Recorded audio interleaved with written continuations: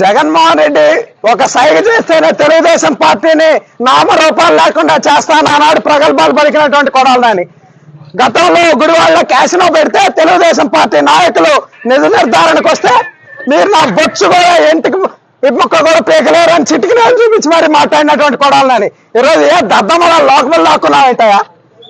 సిగ్గుండాలని బతుకి ఇప్పటికైనా అర్థం చేసుకో. అధికారం లేకపోతే పోలీసులు లేకపోతే నీ కుక్క బతుకు.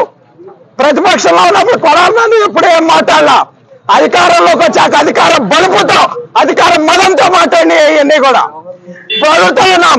2021లో కొడాలని సవాల్ ఇసిరాడు. తెలుగుదేశం పార్టీ అధికారంలోకి వచ్చి చంద్రబాబు గారు ముఖ్యమంత్రి అయితే రాజకీయ సన్యాసం తీసుకుంటా అన్నాడు. ఈరోజు అడుగుతా ఉన్నాం, కొడాలని రాజకీయ సన్యాసం తీసుకోవడానికి రెడీగా ఉన్నామని అడుగుతా ఉన్నాం. ఇంట్లో దాక్కున్నాడు, పిరిగి పొంత దాక్కున్నట్టు. గుడివాడ ప్రజలు భారీ మెజార్టీతో తెలుగుదేశం పార్టీని గెలిపించారంటే అది నీ మీద ప్రజలకు ఉన్నటువంటి ఒక చేత్కారం అని ఈ సందర్భంగా తెలియజేస్తా ఉన్నాం. ఈ రోజు కొడాలని చెప్తా ఉన్నాం, ఇది ట్రైలర్ మాత్రమే. సినిమా ముందున్న రాజా లోకేష్ గారి ఆధ్వర్యంలో మళ్ళీ అంకుశ సినిమా తీపోతా ఉన్నారు.